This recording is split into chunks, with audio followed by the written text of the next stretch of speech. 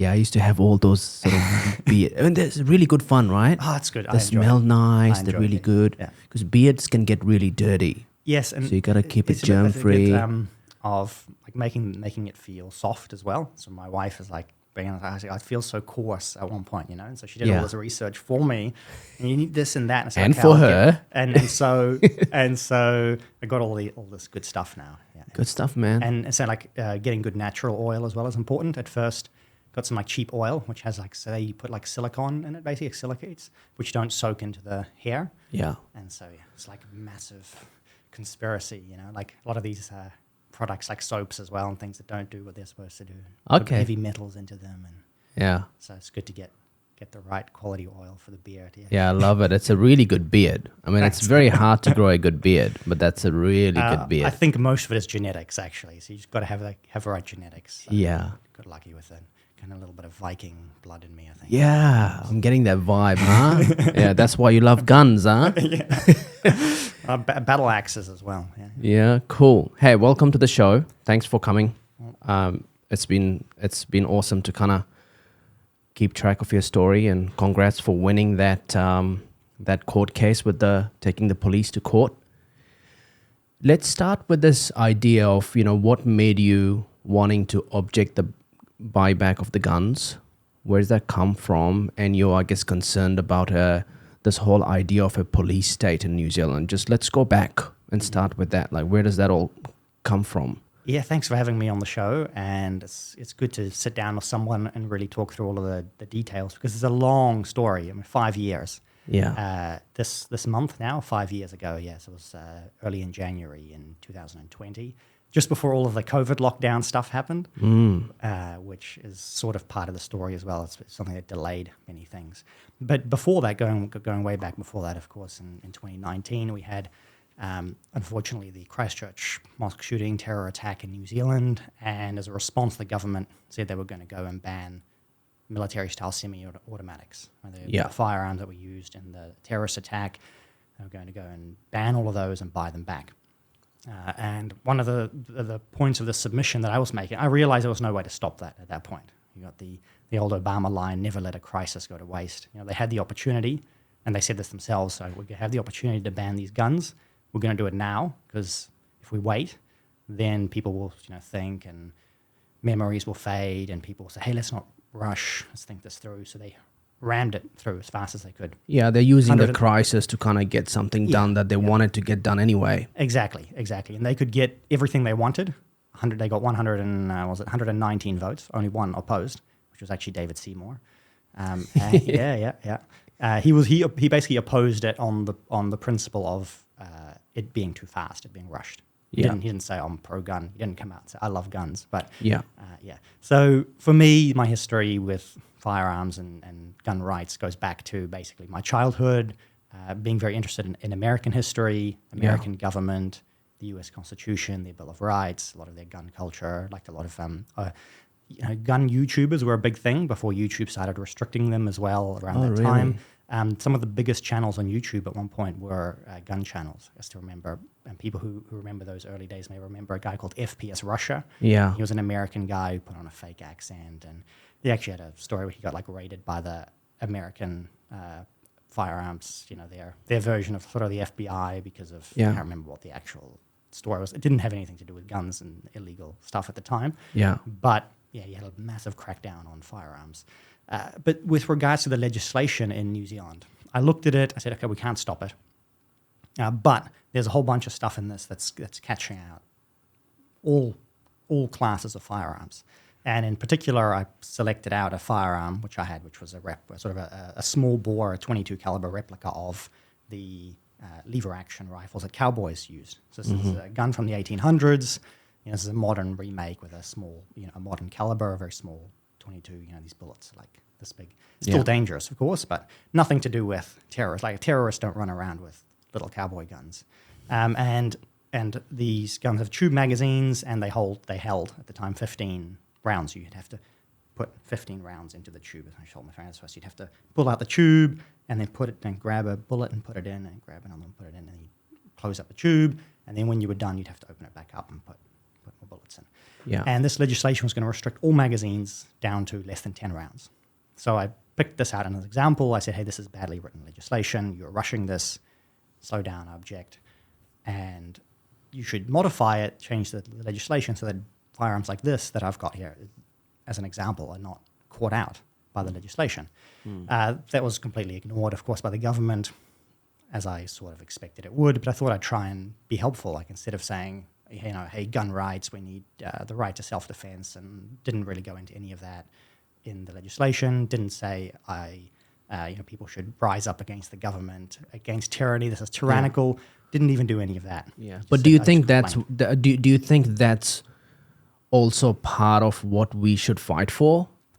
This idea of the Second Amendment in the American Constitution, that, if the government starts to overreach and do create a police state or martial law, whatever they want to do, one of the reasons that they would think twice about doing that is because the citizens can bear arms and they can fight the government, Yes, exactly. And obviously governments are afraid of that a little bit. New Zealand and the English history on that is quite strong. The right to self-defense. The original English Bill of Rights has particularly the right for Protestants to bear arms. Obviously, they had the Glorious Revolution against some of the Roman Catholic kings. And the Scottish as well had several arms revolutions as well. And this sort of came across to America. It started off in England.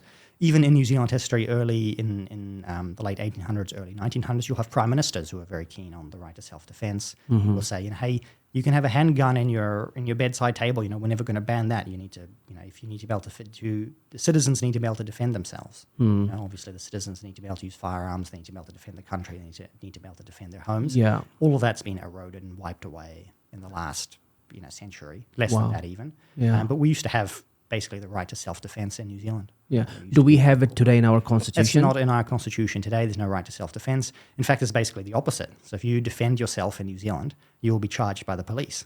Wow. We, in fact, just had a case in the Coromandel recently. You remember the elderly farmer? It's like 78, 70s? No, I haven't heard of this. He's a guy, and he had 2 poachers on his property, and they were shooting pigs. He basically had wild pigs on his property.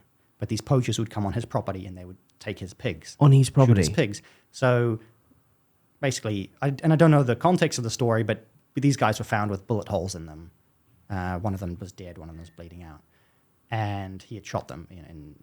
Did he say that he shot them? He did shoot them. We know that. Basically, yes, we do. And the police arrested him, but there's been big uproar in the community saying, well, these guys were on his property, right? They were there with firearms, stealing his stuff. Why could he not defend himself against them? We'll see how that goes. And he probably would be let off by a jury, right? A jury would say, that's silly. He can't be charged with murder. They were on his property. They were armed. Of course he could defend himself. But the New Zealand police will come after you.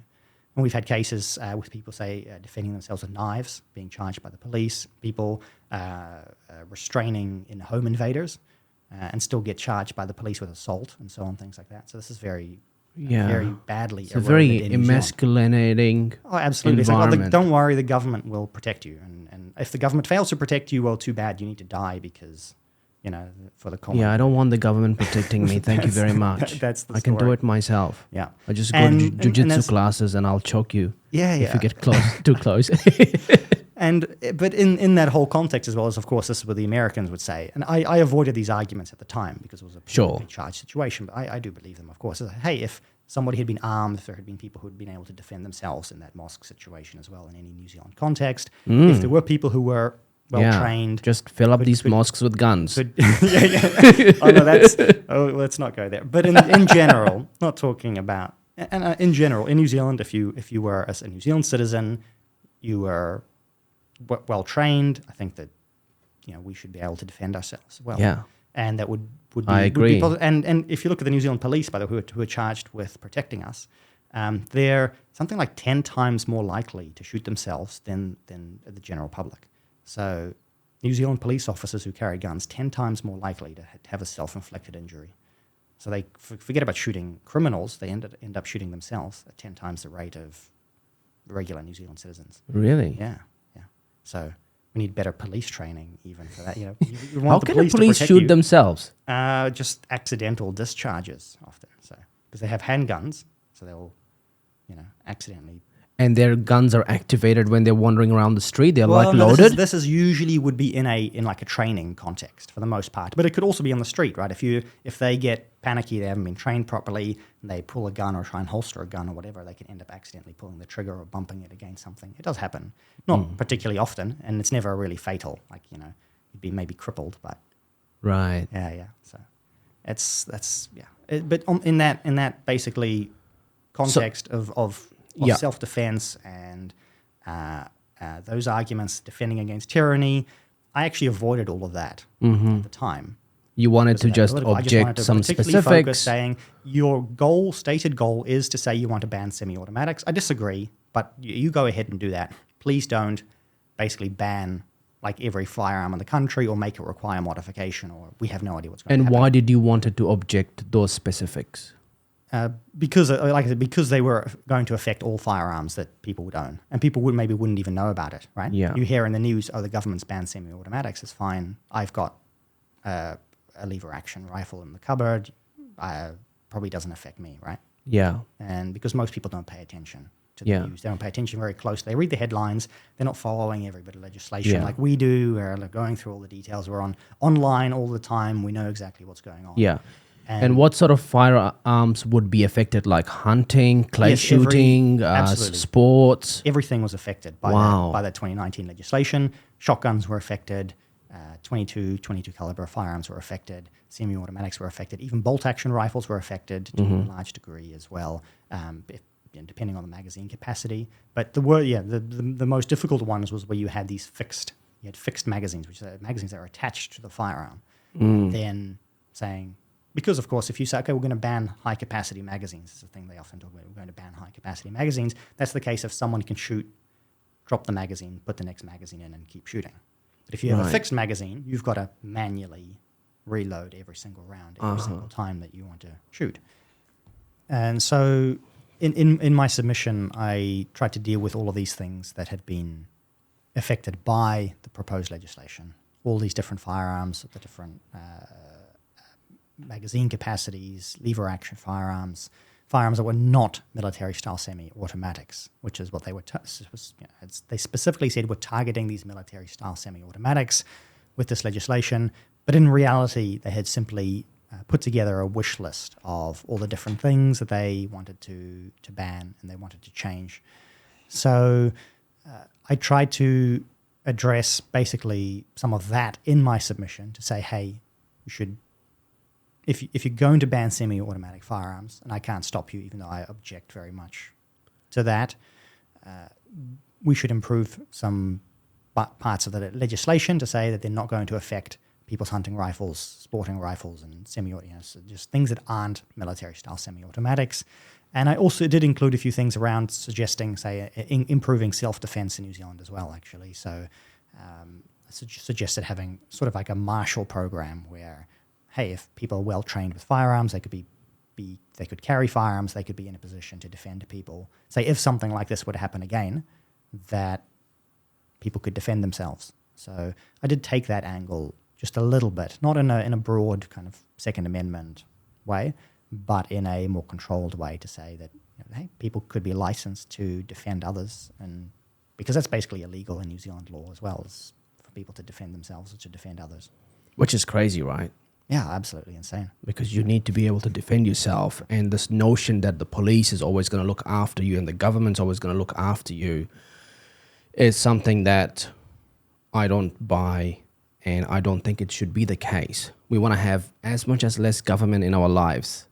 And they should do the basic things right and not have this complete overreach about, we should do more of this, we should do more of that, we should censor more people, we should monitor everybody's online activity and all of that stuff. Or maybe you should look at your processes and make sure that you're not giving semi-automatic guns to someone that's just come into New Zealand and he's given you references of some friends he met on online video games, and then you're like, oh yeah, you can have a semi-automatic gun here. What do you want to do with that, Yeah, the police were super lax with that, and even at the time, and they were having backlogs. This is one of the things, the only thing that's basically improved since then is the fact that they don't have a backlog where people have to wait like 6 months to a year to 18 months even sometimes to get firearms licenses renewed or get the police to deal with things. So they've sort of allocated more resources to doing the actual firearms checking that the police were supposed to be doing. But the police have never taken any responsibility for what went wrong. They were never punished with it. They simply just got given the wish list that they had. They were basically lobbying for changes to legislation, and the government, like, sweet, here's, we'll throw the entire wish list in there. Yeah. Shorten the licensing. Yeah.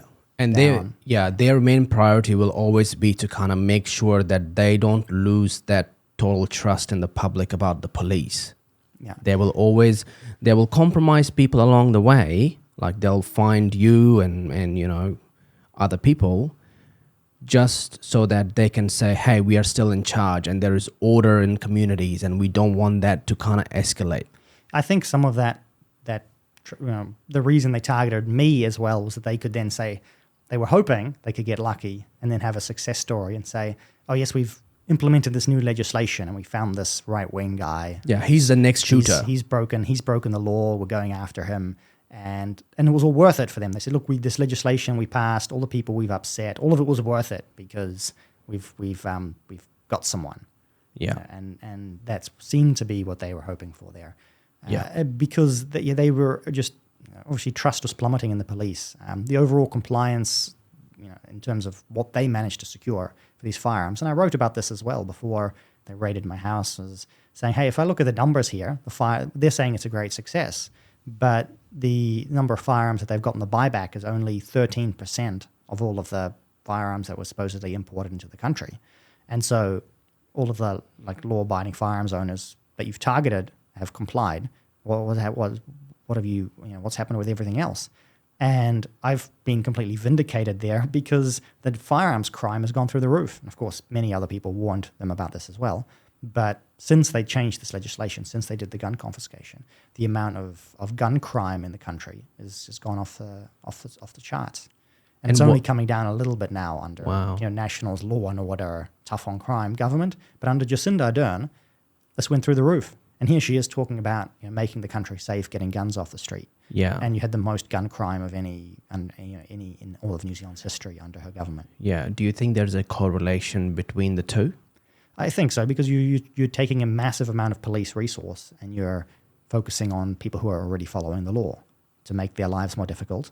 You're going out and you're harassing right-wing people, conservative people for saying things online. And as an example, after I'd made the submission, I could say that they passed the legislation. Cool. I'd posted it on social media. I'd encouraged other people to make submissions as well. The response was positive from people that I knew. The legislation passed with 119 votes. Like I said, I think I already mentioned maybe that David Seymour voted against it. Yeah. He was the only one just on the issue of process. Yeah. And that was it, I thought. And then, but of course they start to then harass other people for what they're posting online. And a friend of mine, this is like the next, a year later now, but he gets, after they've raided my house, he also gets like visits from the police. So you're getting somebody saying, hi, hey, you're associated with Rightminds, NZ. What are your political views? What do you think about this event and that event? He's getting very political questions from the police simply for being associated with me. And we've done a lot to publicize that. But it's still ongoing. We've got a guy recently still being harassed by the police for things that he posted online, a friend of mine. And the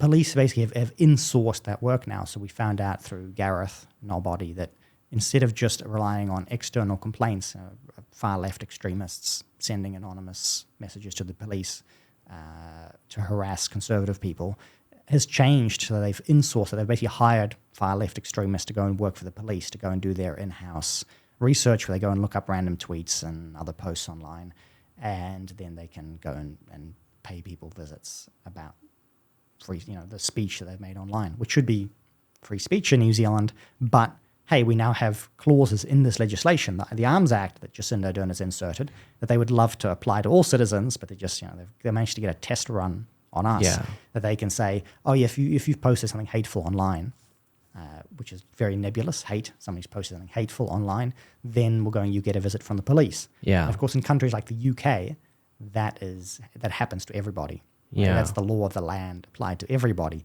In New Zealand, it's the law of the land applied to, I think it's 250,000, 300,000 licensed firearms owners. So it applies to only a subset of the population where you have the police who can basically legally harass people over things they post online. Yeah, so if I had a firearm license now and I'm doing my podcasting, they'll definitely be interested in me. Yeah, exactly. You could go and get a visit from the police about what you say on your podcast because you have a firearms license. It's bizarre. So it's very bizarre. Yeah, so we have less rights, less rights than other people do. So much for a democracy, huh? I know. Yeah. And I think one of the reasons why gun crime may have gone up as well is if you start taking guns away from citizens, criminals actually take confidence in that. And they go, well, there's less guns out there, so we can do more stuff, and then we can get away with it. Yeah, that's certainly possible. And that would be my argument from self-defense. And if you look in America, places that have high rates of gun ownership, if you're a criminal, you're going to go and break into somebody's house if you know that you might get lead in your face. Much less likely to do so. Exactly. So if you're telling criminals, oh yes, people are defenseless if they try and stop you, and this is the thing in New Zealand, right? You try and defend yourself, you get charged by the police with attempted murder or with murder or with manslaughter or assault or something. If somebody comes into your home and the police think, oh, what you've done to this person to defend yourself is unreasonable, like you've used a bigger weapon to defend yourself, then we're going to charge you with a crime. And that's still happening. It still happens to people all the time. And this wasn't the case. Decades ago, New Zealanders did have the right to self-defense. Yeah, it's crazy. So much of the stuff, so much of New Zealanders actually don't know. They're not aware of their rights. They think they live in a democracy and they have the right to express themselves. And then all of a sudden you find people like yourself that just express themselves are now right-wing extremists. And you are put in a category of a shooter that just killed so many people. And you're just a dad with kids and you go to work and you are passionate about the things and you express yourself online. All of a sudden, they put you in that category. That's just, that's just not right. Yeah. And they were doing this basically to dozens of New Zealanders. So this is still in 2019 where they were starting to go then and knock on people's doors and say that they were investigating things that people had posted online in this context. So even this is in November of 2019, got a phone call from an anonymous number, and when I picked it up, I used to have a call recording app, or I still do, but phone calls can be recorded, and then you can, if somebody said something important, you can listen back to it. And I remember checking the file, and it was blank. I get this call and I looked at my call log and I thought, that's interesting. I got like an incoming call and then an outgoing call from my phone instead. So like I had rung them basically. There's some kind of system that they could use. And anyway, I'd answered this call. The guy at the other end introduces himself, says he's from the New Zealand Intelligence Service, the NZSIS, and that he wants to talk to me, that the government has asked them to investigate the right wing. Very nebulous, broad term. We need to investigate the right wing. Will you come and meet with us? Will you have lunch with us? We would like to talk to you. I naively go, okay, yeah, this is fine. I've got nothing to hide. I knew they had been talking to other people and that they wouldn't really take no for an answer. Although you could get like a lawyer involved. You could go through all this process to stop them from talking to you. But I thought, oh, whatever. I'll go and have a chat with them. They said, oh, we'll meet you at this sushi place down the road. I said, oh, have you been checking my bank account? Because that's where I buy my sushi every now and then.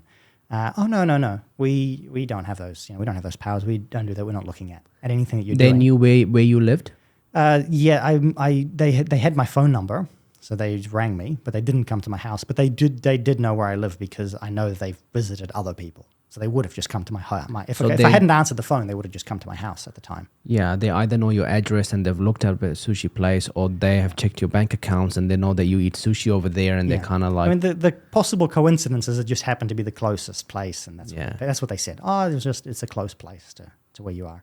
Yeah. And anyway, I go and I meet with them. They buy me a lunch, like a nice fancy lunch, and I get questions like, okay, well, they said, okay, you've been asked to investigate the right wing, like, okay, and what is right wing? I said, well, we were hoping that you could tell us, what is, right wing? What's the difference between this right wing and that right wing? Do you know this person? Do you know this group? Yeah. And you're like, let me educate you about the extremist left wing. Yeah, exactly. Maybe that's where you should be looking at. So are you concerned about, violence in the country? And so I point out, there's these left-wing extremists online, and there's these left-wing No. They are the oppressed people. They are not extremists. But of course they kind of played it dumb, and I sort of answered their questions and talked around things, and I didn't have anything to hide in that. You think you have nothing to hide, but of course that's the danger with the police. That's why you should never talk to the police. I always say, don't talk to the police.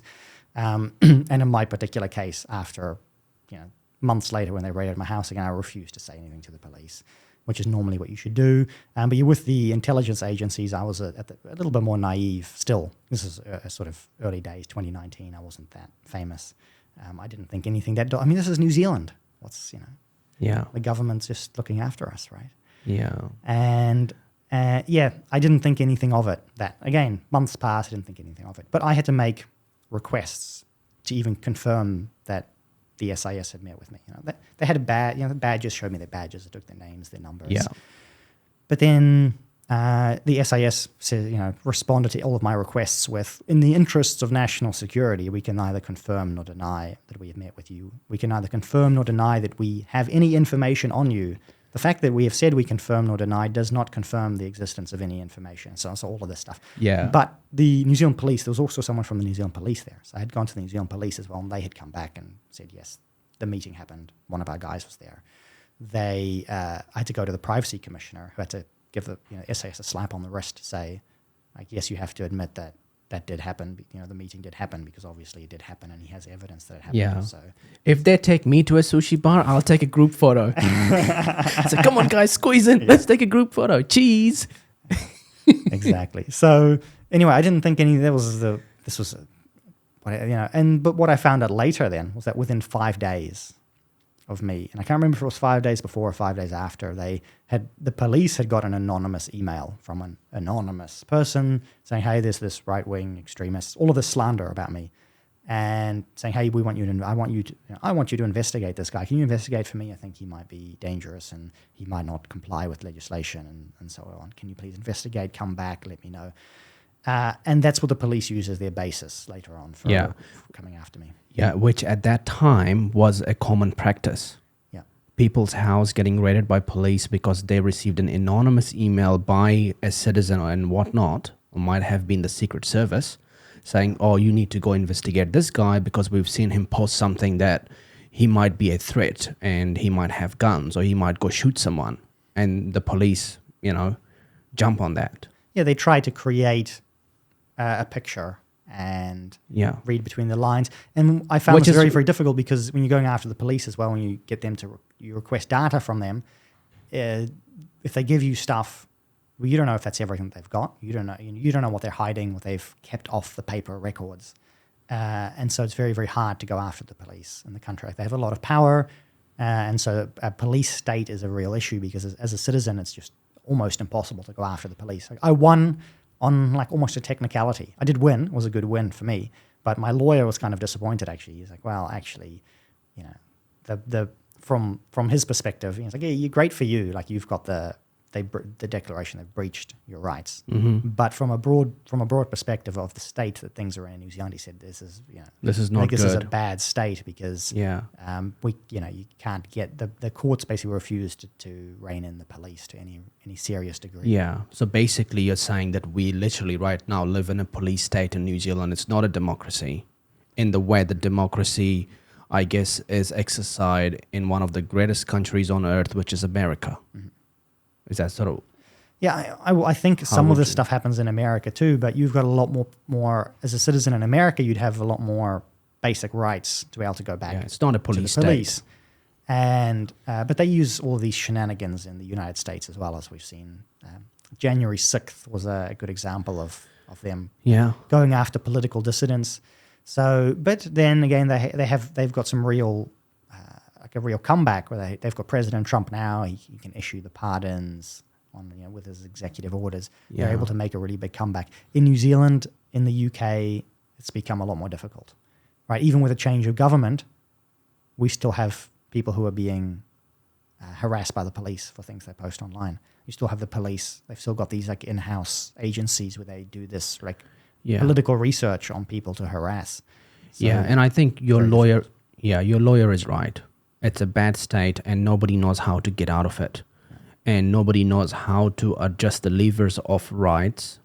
So it's not a police state, and it's not where the court is making it very hard for the police to get away with things. And, and letting the citizens be a compromise, a pawn in the process and the system, and they worry about the larger machine. And I agree. I think I shared that sentiment with him. It's a problem. Yeah, there needs to be some big reform of New Zealand's basic rights of citizens, the way that the police operate, and the ability to go after the police easily, right? And in the sense of I beat the police, but in what does it cost them? It took me 5 years. I get most of my money back. Basically, that's it. But in terms of what the New Zealand state suffers. So they've got a declaration from the court saying that Section 21 of the Bill of Rights Act has been breached, right? The right to be free from unreasonable search and seizure, which is similar to the Fourth Amendment in the United States and Canadian Charter as well. So we got to use some of those cases to appeal to American jurisdictions, Canadian jurisdictions as well. In this case, the judge accepted because it was a unique case for New Zealand. So I'm happy with that as well, that we have a judgment in New Zealand around Section 21, around to be free from unreasonable search and seizure, especially when it comes to political rights and firearms, both of those together. I think without some way for people to punish the government, it's hard because I could say I got lucky in the sense of the people who came behind me, the position that I was in. But I can see now why, as ordinary citizens in New Zealand, most Kiwis, would just say, it's not worth it, don't bother. That's what they feel like. And I don't blame them, having gone through it all. I mean, I would do it again. Yeah. But I'm not everybody, no, I'm different maybe. but I think your success is not to be downplayed because it's a very important part of the process. The fact that you are able to talk about it, share your story, be in the media, continue to do the commentary, and the wave that we have seen, the power of X and its ability to allow people to speak freely, and how much, something Elon Musk would post can shift the perceptions of what's going on in a certain country, like in the UK. He can go after the grooming gangs, and all of a sudden government officials are going, well, we need to investigate this. So the power of speaking and doing media and commentating, I think it just washes down on every single person that has been done, that they can't speak, they don't have a platform, they have jobs, they're fearful about their families, they don't want to speak up. Gareth from Nobody is a great example. I spoke to a lawyer about him. He said, yep, he's going to lose his fire license. That seems to be where this is all headed. Not that he agrees with it. He actually, good news for him is that he actually did get to keep it. Oh, really? In a large part, one of the things that was formed was the formation of the Free Speech Union happened. They picked up his case. It was before that, and they were able to pick up his case because they got strong enough and enough resources to pick this up. And they were able to go to the police and give them a good telling off. But that's what it's like. It took the Free Speech Union. It took the sort of organizations that we have been building up. Like I haven't been that involved with the Free Speech Union, but since 2016 and 2017 in particular in New Zealand, 2018 as well, we had Lawrence Southern and Stefan Molyneux try to come to New Zealand and get kicked out. Basically, people being banned from the country. So we're pushing back, but it's like I said, private citizens. We are able to make changes, and we can put that political pressure on as well. So we need more from the coalition government. We need to be able to push some of these issues into the election as well. So I'm not going to drop this. I'm going to keep going. Yeah, good on you. And because if I was, that's the next step. Yeah, if I was in the police strategy meeting right now as police directors and strategists, I would be looking at the group and saying, I think we got this wrong. We made a mistake going after this minority group and we categorize them as dangerous. That's exactly what they'll be thinking right now. Because I hope so. Yeah. I mean, if you're in denial, then you're in big trouble. Because that's how you shoot yourself on the foot. You have to take that. And I think that's starting to happen now because I wouldn't say that they're stupid. Yes. They can see the damage that's been done to their reputation. They want to try and get some of that back. But there's a lot of ideological capture in New Zealand's bureaucracy across all levels, across all departments. Yeah. So a lot more needs to be done to clear that out. Yeah. And there's a new police commissioner and he's talking about going back to basics. And I think a lot of police officers are upset because they are already down the route of investing their career into this whole DEI movement. Yeah. And, so I think there is a bit of friction there from what I'm hearing. But yeah, I wouldn't underplay your win. And I would certainly say that it's a big part of pushing that forward in terms of, changing that entire thing in the police. And also it's about people being aware that we actually do live in a police state. And I myself didn't knew this because it's not my reality, right? And I think, free speech, I live in a democracy, That's why I moved to New Zealand. I didn't know about all of that stuff. I would have rather gone to America, if I knew that stuff. But life is about evolution. You learn these things, you have these experiences, and then you take a stance and you fight the things that are not right, and that's how we get better as a society, as a nation. So let's go back to your sushi lunch with the Secret Service agents. You have that, and you never hear from them again. A few months later, you are having dinner and the police raid your home. Yes, that's right. From this anonymous... Yeah. So we go from what is November 2019 going to 2020, 5 years ago. January, I'm back at work after the holidays. We've just had a baby, a daughter. She's 6... I was going to say, no, she's 4 weeks old. Wow. My wife's not feeling so well. She's nursing the baby in bed. I've come home early because my wife's not feeling well. Come home early from work. I'm having dinner with the other kids, like 6 p.m. And I get a knock on the door. I ring the doorbell. I leave my dinner on the table, go downstairs, open up the door. It's police. I see police, and they're holding a piece of paper, warrant. And so how many police? There were like 4 of them at the door. But there were a bunch they sent around the side. So they sent cops down the sides of the house as well, kind of like make sure nobody jumps over the fence kind of situation or whatever. Interesting. Like full on, we're going after criminal situation. They all have their handguns on their hips as well. Very rare at this time still for police to be armed. But they were all most of them were armed. So we've got armed police, rushing around my property.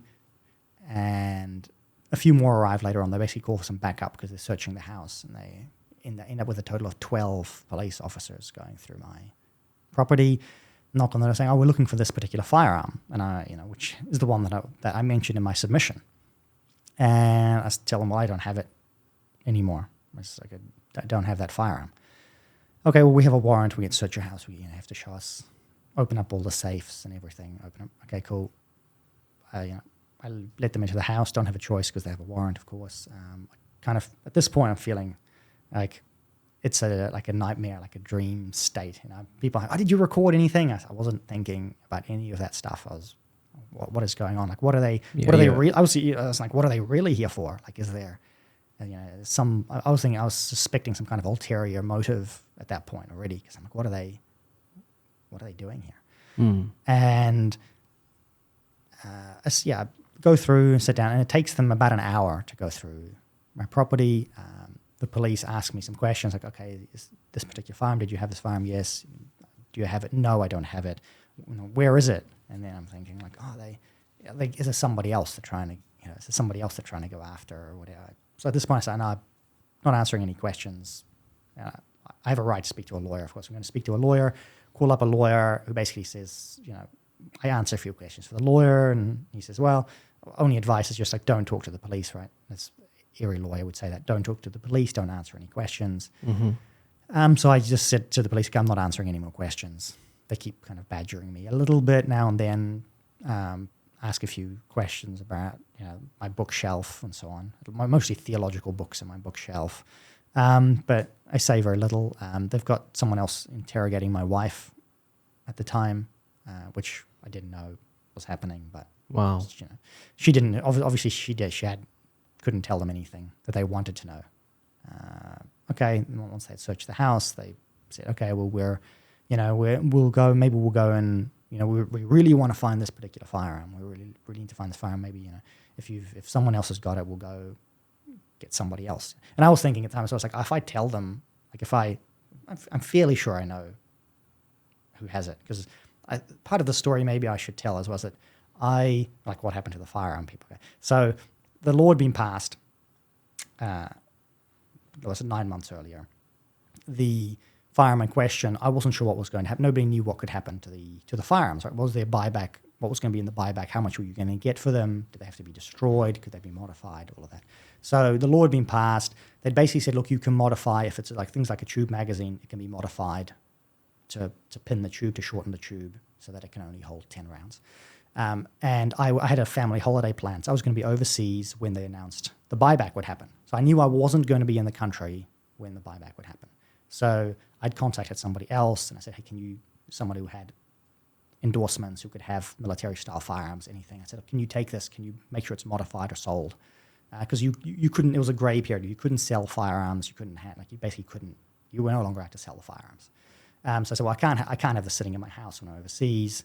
I can't do anything with it other than make sure it gets modified properly at this stage, because there was no buybacks. You couldn't sell it back to the police. So I had gotten rid of it, had it modified. Someone else had it. Problem solved for me. Yeah. This is like May 2019. So this is like, it had been 8 months earlier. Yeah. But I didn't want to say, okay, because then I thought, okay, well, if I tell them, are they going to go and raid somebody else's house? Am I going to be responsible for somebody else getting armed police knocking down their door now if I'm going to cooperate with the police? Wouldn't they have the data of you getting rid of your... No, so there was no firearms register. None of that had to be logged with the police. So that's changed now as well, where they have supposed to have a firearms registry. So if they actually ignore that. When we talked about Gareth Nobbody's case, he actually had firearms that he had transferred them to someone else and logged with the police. He had transferred them to someone else. They still came to his house and wanted to go through his house to look for illegal firearms. And he's like, well, so they just ignore their own data even if they have it. That's bizarre. Because if I buy a car and I sell the car, it's tracked in the system. Yep. So why would you chase me for a car that you can see in the system somewhere else? So in this case, it wasn't in the system. But obviously anything could have been done. Like this had been 9 months earlier, right? So if you're like, if somebody has a piece of property that that they had 9 months earlier, because they said they had it 9 months earlier, there's no guarantee that they still have that piece of property 9 months later, or that they've done something illegal with it. Yeah. But the assumption straight away is, this guy must be a criminal. Yeah, and it's none of your business to be telling them where you sold the gun. It's their business should know where you've sold the gun. Exactly, and they could have rung me up at any point and said, hey, we're just, we're the police. We're investigating. We want to know what happened to this particular firearm. Can you let us know what happened to it? And I probably would have told them straight up at the time, because it's just, yes, cool, that's no problem. Now that I've got armed police in my house, I'm freaked out. No, of course you're not going to cooperate, because you're like, well, you could have just called me for this, not just show up with your gun. They're going through all the little jars in the cupboards, and I'm like, what are they looking for? Are they going to plant some stuff? Like is this a stitch? Am I going to get dragged off to a dungeon on some kind of police setup? Yeah. Or are they really after somebody else, and I'm just the way to get to somebody else?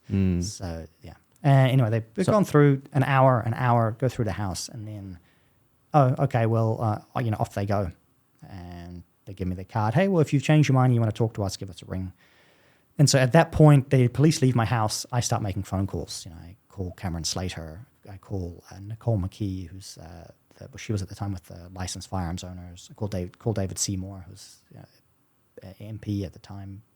He was, I think, the sole MP of the ACT Party at the time. The ACT Party were basically dead around that time. This was an issue that really brought them back to life. And a few other people made people aware of this. And sort of went from there. I had a friend who put together a legal team for me, and somebody said, we're going to go after the police. This is intimidation, political harassment. This is plain illegal. So we did that. We filed the paperwork. March 2020, COVID, lockdowns, courts shut down, and the 5-year process begins. Wow. And so what was that process like for you? I mean, you're doing this at a time where Jacinda's power just gets bigger and bigger and bigger, and she wields the fear of politics on everyone. She's the single source of the truth. Very high approval ratings. Very high approval rating. With an outright majority. Exactly. Very difficult. Yeah. And we had a case of, for instance, the police minister at the time was Stuart Nash. And I have a transcript of WhatsApp messages between him and somebody else where he's asked, hey, why are you raiding this guy's house? Right. And he said, do you know what he said? He didn't really elaborate. You know what he said is basically implying, again, I must have said something, done something. Who is he talking to with the WhatsApp? He's talking to somebody. To Cameron Slater at the time. So he's messaging, Cameron Slater's messaging him, demanding answers. And Stuart Nash is basically saying to Cameron Slater that, you've said awful things. So I've done clearly something awful to deserve this. Wow. And then, so I make an OIA request for briefings that he's had, conversations he had, communications that he's had. I don't tell him that I have these messages. Mm. And he comes back and he says, his office comes back and says, we don't have any messages. He's never talked about you, had any briefings about you. There's no record of communication. And I said, well, I have some evidence here that clearly you have talked to someone. And then no response, stonewalled by his office. Go to the Privacy Commissioner, the Official Information Act, was the Ombudsman, and back and forth between them as well. And so, well, clearly he has got some kind of briefing to me. He even said in these messages that he was going to talk to police to find out what had gone on. So at the very least, there would have been a discussion he had with police afterwards, if not before. Mm-hmm. And obviously, we're looking for a political connection here. And again, the day before this is due, before the police ministry is supposed to give response back to the ombudsman, there's a cabinet reshuffle. Jacinda Ardern removes Stuart Nash from the Ministry of Police. And then we get a response back saying, I'm sorry, Stuart Nash is no longer the Minister of Police. We can no longer provide his information and so on. This is where we could have gone a step further. We would have had to go to the Human Rights Tribunal and stuff. But the Ombudsman's got a bit cagey after that as well. So they sort of say, they've said they no longer have the information and we can't follow this up anymore. So we never really found out what happened there with the political interference as well, what level that they were involved with. Because these people were in charge, and it was Stuart Little as well, in charge of the GCSB and the NZSIS, in charge of the security apparatus, Stuart Nash in charge of the police. They were clearly going after political opponents of the government. But just very hard to nail down. And that was one area where I hoped we would have had some more success. We saw a recent case with Brian Tamaki, who had a recording. He had a recording of when he talked to police, and the police admitted they had talked to the ministers. So they had talked to Labour Party MPs. So he managed to get the case thrown out against him on the COVID protests, right? He had done protests, and the main reason I got thrown out is because he had a recording of the police admitting they had talked to ministers. Unfortunately, I never got that lucky, where the police said, "Oh yes, we've talked to this minister." But when it came to getting the information out of the ministries, just roadblocks. I'm happy they're gone, but that was a very dark time. It was. I mean, the going after your political opponents is something that really the radical left does, and they use media to portray the picture that it's the radical right that do it. We've seen this play out really well with the American elections, that the Democrats paint Trump as someone who would go after political opponents, but they dragged him through the courts for years and years and years, and essentially after he won, they were like, it's okay, just let's let this slide, because that's the game. It's just exposed them really well. Nobody, and as soon as they're in power, they're going after their political opponents. As soon as they lose their power, it's time for civility, it's time for peace, it's time to bury the hatchet. Unfortunately, the conservatives in general have been stupid to play that game. And really, it's good to see a shift from Trump to say, you play that game, we're going to play that game too. Because it's the only language that they understand. And there have to be consequences. Otherwise, they'll just keep doing it. It's like, you want peace? Well, then show us some peace. Don't just expect it from us. I agree that it was a dark time, but I also feel that after 12 months of a new government, we haven't changed much. No, not enough. Not enough. Too slow. It's been too slow, too incremental. We have this whole reshuffle of the cabinet and the minister positions as a way to kind of distract the public that, we understand that you feel not that impressed with us. We'll try to make some changes. Where do you think we're at now? It's difficult to know what things are going to look like after this parliamentary term, how things are going to change. I'm very disappointed with the National Party overall. Again, playing a very weak game, not really understanding the damage that's been done to the country, and in that sense, they're perpetuating it. And they should really have come out much more clearly on this. And that is the sort of the sad part of it. Whereas it's nice to see the Americans have got someone who will stand up for them, and they're tied in as they've Trump got a great his team, guys, and he's good. Whereas here in New Zealand, it's a lot more disconnected, where the National Party in particular doesn't take these issues very, very seriously. So basically have a uni-party situation where National and Labour, they pass things back between them, and they try and stop any actual proper change, radical change from happening that's necessary. There's a focus from the National Party on cracking down on gangs and so on, which is good. I support that. But there's very little where they're saying, okay, we need to reverse these damaging diversity, equity, inclusion policies, which basically is just putting radical leftists in the bureaucracy and in the police in particular, in all of our intelligence agencies, every single government department, that they factor that there seems to be no interest from the National Party in getting rid of those people completely, just cutting them out, is the biggest concern. I think the biggest danger to New Zealand at this point is not getting rid of that embedded hostile element in the democracy. Yeah, I think I agree with you. And I feel that the only party that's kind of focused on doing the right things and taking this whole things forward is it's David Seymour in many ways. But I'm not into politics. You host a political podcast, eh? This is not a political podcast. This is a very generic podcast. It's about people that come on the show that never talk about politics. I have I have a guy coming over to talk about ceramics. Oh, that's nice. And Okay. all sorts of fun things. It's got nothing to do with politics. But I think politics is people are becoming more interested in politics. I think it's a bad sign to be disinterested in politics because, I think people are waking up to realize that these guys have gone too big and they have intervened. They have injected themselves in our lives too much that we don't know. And we have to fight that back. And that's why I'm in support of the Second Amendment, because whatever is our defense mechanism as citizens, we have to kind of unify and hold that ground. So we make sure that if we want to enjoy our freedoms and have less government involved so we can do the stuff we want to do, then great. I come from a private sector and my entire life I had nothing to do with government.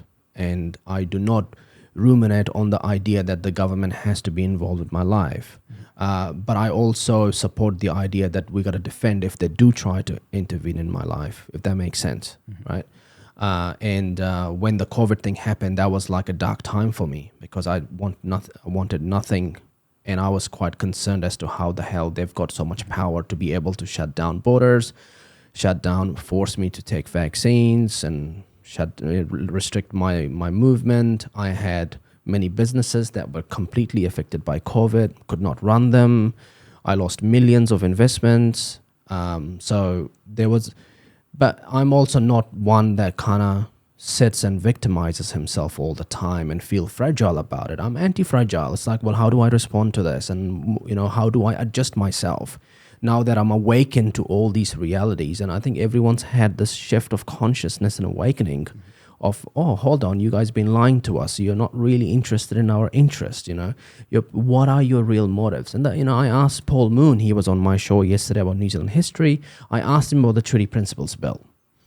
And he said, well, it's interesting because the Treaty Principles Bill talks about specific principles, but not all the principles in the Principles Act 1975.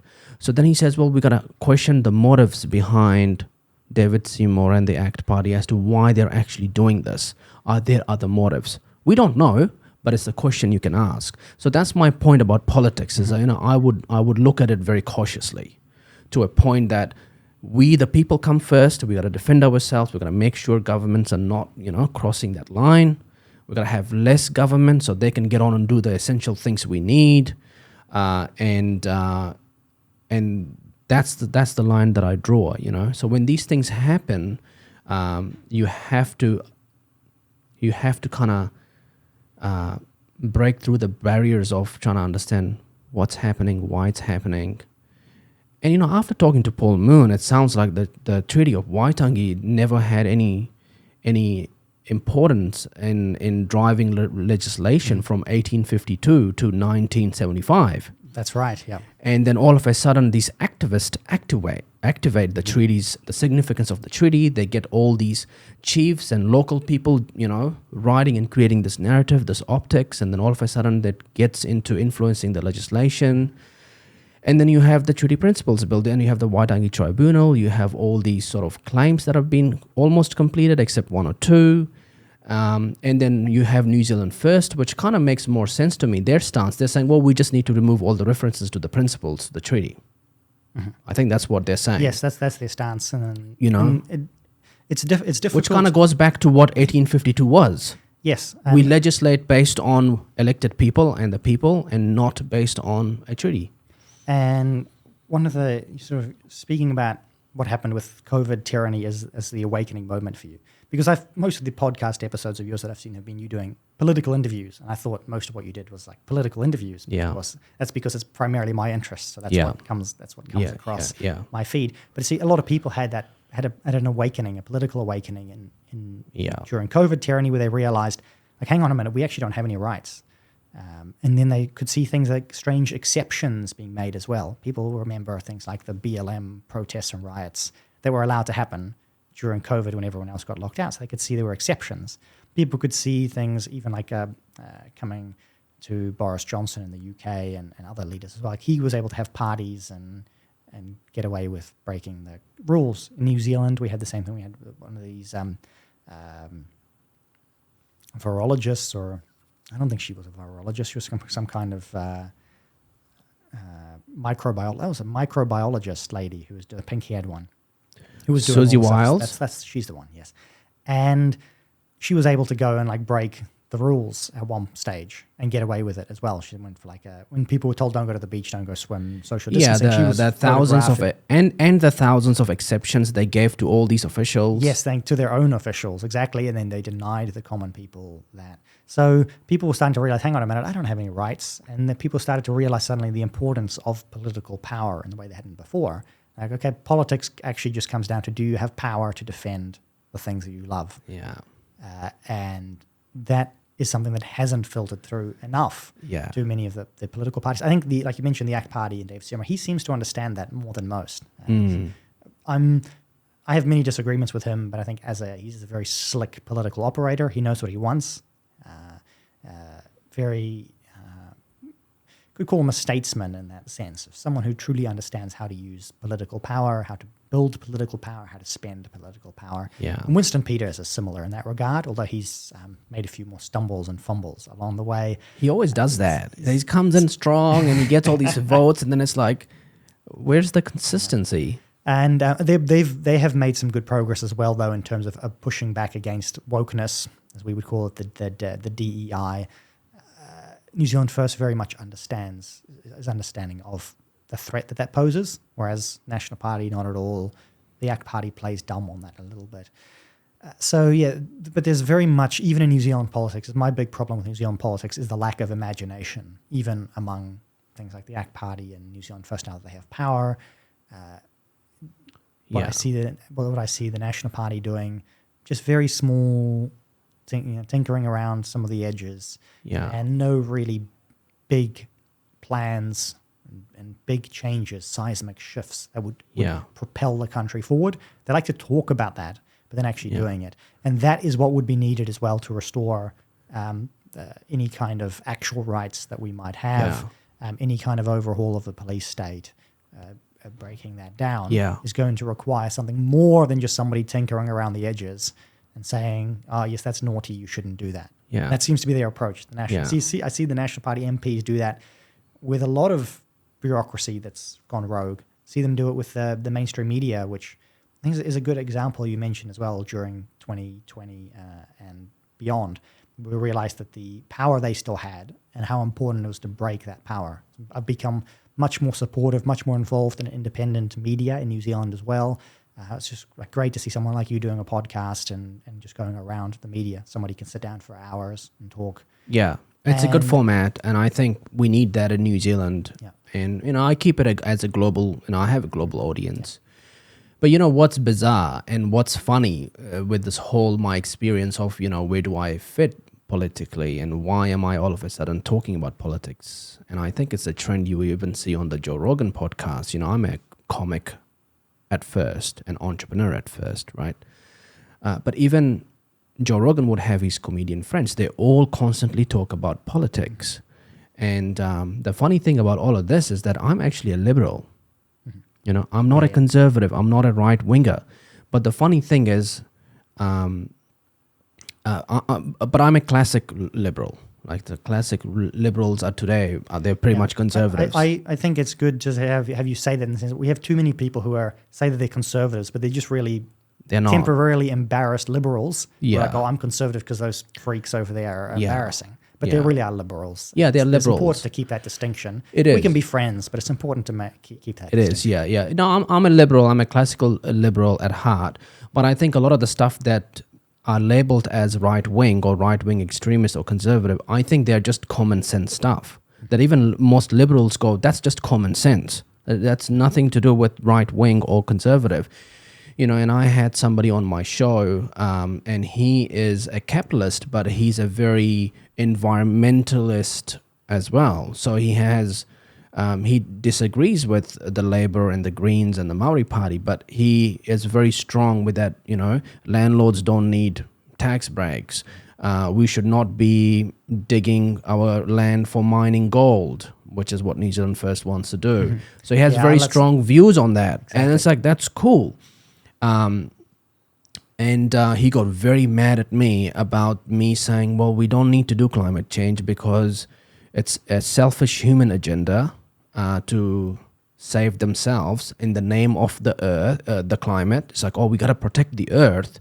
No, you want to save yourself because the earth knows how to regenerate itself. If you destroy the earth by blowing it up or by going into your woke ideologies, because woke ideologies will destroy the earth more than burning oil and gas. Mm-hmm. I can make that argument, okay?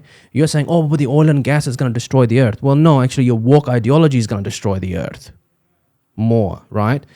So, and the earth will say, well, you destroyed it. I'll take 45 million years to rebuild it because I can. I'm not stupid. I've been around for 4.5 billion years and I have some kind of knowledge about how to use the energy of the sun to regenerate. Chernobyl, it's back. It's all green. All the buildings and factories will deconstruct. Everything gets cleaned up.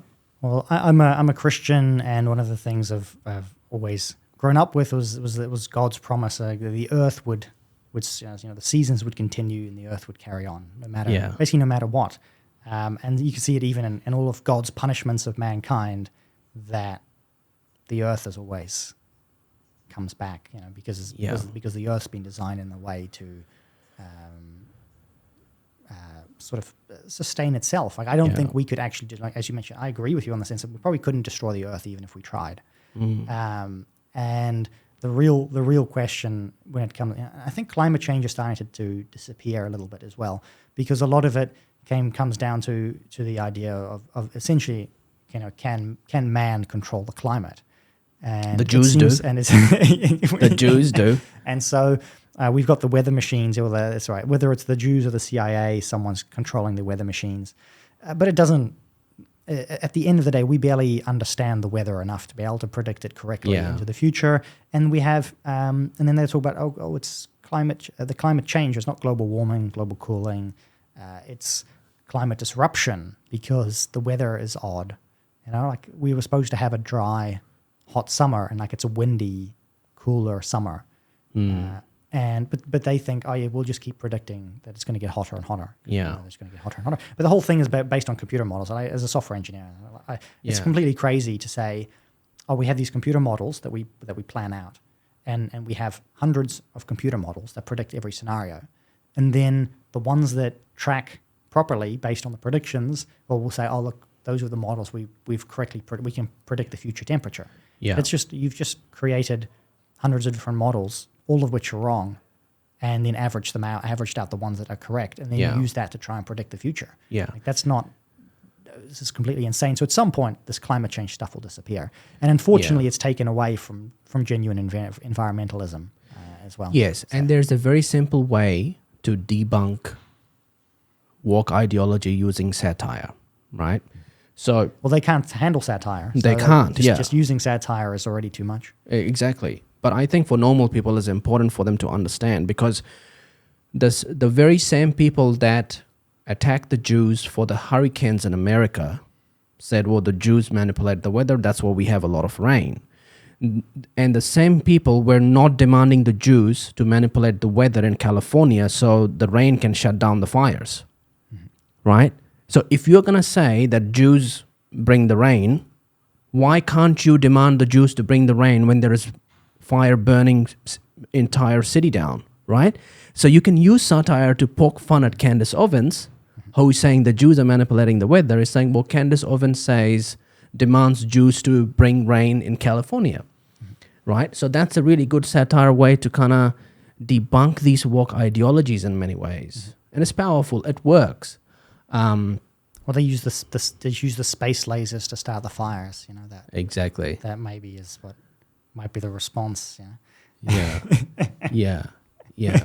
No, I think the most important thing about my podcast is to provide this format for anybody to be able to come and speak about anything that they want to speak about. Whether you're a professor or a researcher or an archaeologist or a politician, or you're a political commentator, or you're a conservative or whatever. But I think generally speaking, you're right. Right now, it's very hot to talk about politics in many ways, for many reasons. Mostly it comes back to the fact that even if people don't care about politics, they've realized that politics cares about them. What happens politically actually is something that has, in the last 5 years, very really impacted every aspect of everyone's lives. And before then, there were a lot of people that could get away with not caring about politics, and it wouldn't affect their lives, not in any meaningful way that they could sense, even if it was behind the scenes. Most people could just ignore it. And it got to the point where people could not ignore the damage that was being done politically.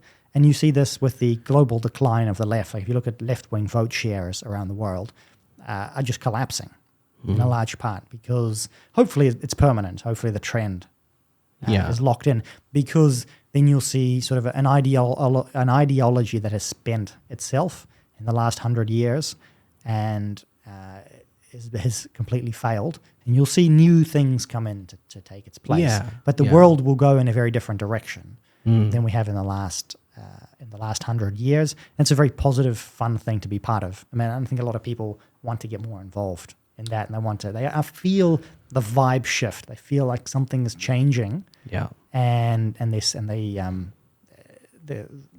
usually disinterested people can sense that something is happening. Yeah, yeah. I think if America and the election that just happened in America is any indication, I think New Zealand is headed in that direction in terms of media. We saw the power of independent journalism in American elections, the power of the Joe Rogan podcast with Trump going there for 3 hours, which, was like viewed 100 million times. And you see so many amazing independent journalists like yourself, like me, like the Red Beta. There are lots of great Kiwis that are every day creating content. The Whakataki Times, they're a satire publisher in New Zealand. Everybody's contributing, Cam Slater. Yeah, well, I've got involved with Good Oil News, which is Cameron Slater's outfit. I've been writing for them. Yeah, I love that publication. I've been a host for Reality Check Radio. I will be again this year as well. RCR is great. I encourage people to financially support the independent media they enjoy, because basically the only way you get more of this is for people to take up subscriptions as well. So I like to say that when I'm on people's shows, I would say, take out a subscription. If you enjoy this guy's content, take out a subscription. Which I think we are a little bit not mature, because people are so used to just being given free media. Yeah, they get it for free, but it's never really been free. Because you're the taxpayer. You're the taxpayer, but also you are the target, where you have been, they're getting money from advertisers or from other sources to propagandize you and to keep you under control and to create the narrative, to keep people locked in. And that's really something that's in the way. Like, if you ask me what's the thing that's in the way, that's a good point, of the ability to have real political change in New Zealand, it's basically the legacy media. Their power needs to be completely broken, needs to be completely replaced with new media, with independent media, and basically subscription-based media. And some of our media that will survive in New Zealand, mainstream media that will survive, is some of the subscription-based media. Because there is still room for them. Like I think the New Zealand Herald is a good example of a successful subscription model. As much as I dislike the New Zealand Herald, they're going to survive because of the subscription model they have adopted, where people are willing to pay them money because they seem to like the content. Yeah, and we need to move away from the taxpayer-funded propaganda. Yeah. Unless, if you were smart, if I were in control, I would say, we'll just pay the money to the kind of content that we want. So you start feeding money, even temporarily, to more patriotic, independent, right-wing people. Instead, shifted away from the kind of the far left extremists who have been spending hundreds of millions of dollars in New Zealand, billions of dollars over the years, spewing their propaganda. There's probably some room to try and undo that. But that's difficult. It's a hypothetical. If I were the dictator or something that I could do, but that's not going to happen. For the most part, in reality, it really is going to come down to people supporting the independent media and independent media in New Zealand becoming more powerful, and then we can see really fundamental shift in how New Zealand operates and is successful as a country. So a lot of work needs to be done, but it is possible. People are pessimistic about New Zealand. Ask me, what do you think? How's New Zealand? I mean, seeing how I've been treated, am I pessimistic about New Zealand? I'm very optimistic about New Zealand. I've got, this is my home. My family, my wife's family have been here for generations. My children are New Zealanders. I don't want them to have to leave this place and go somewhere else. I think New Zealand is a place that can thrive. But it's going to have to take a really big shift in how we view the country as a country, and really breaking the globalist diversity, equity, inclusion, the wokeness, breaking the stranglehold that the legacy media has, in particular the government-funded media. That is the biggest part of making that change happen.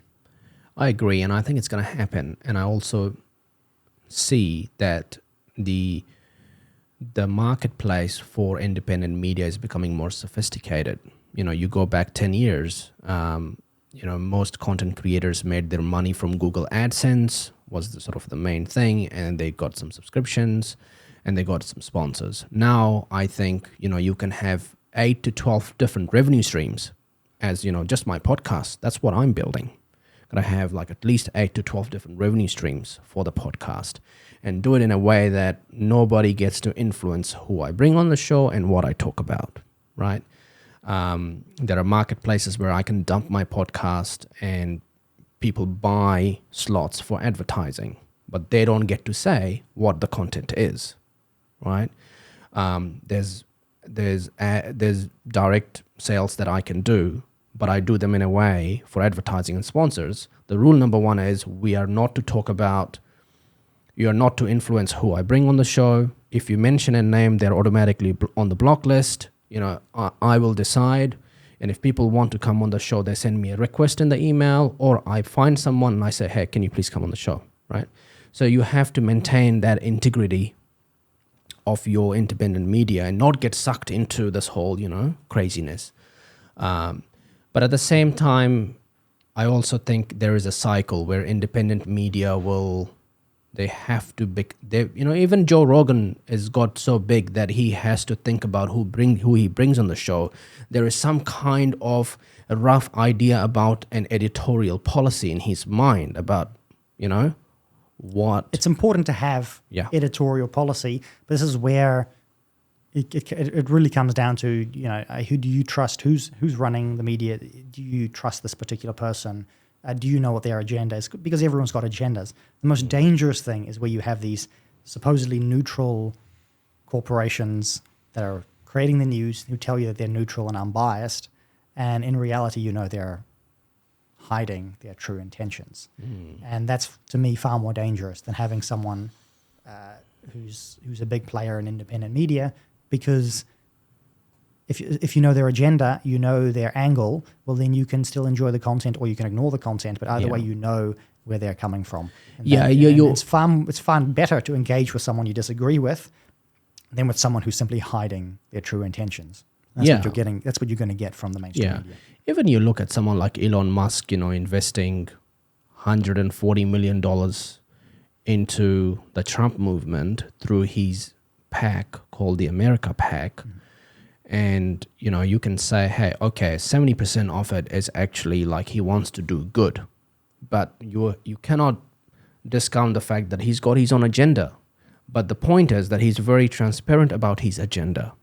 He has a vision, and he wants to bring that vision to reality. And we know what his vision is, but he's transparent about it, right? He has an agenda.